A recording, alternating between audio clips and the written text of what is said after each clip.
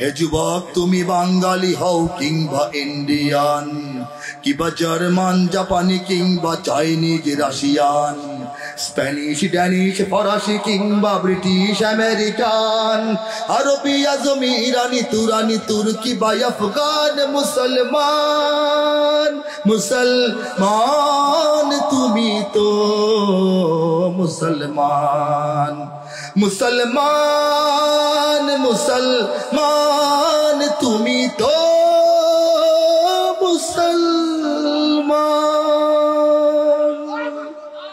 এই কুরআনের ছায়াতলে পৃথিবীর সমস্ত মুসলমান, 200 কোটি মুসলমান একটা পরিবারের মতো আমরা দুনিয়াতে আছি, ঠিক কিনা বলেন?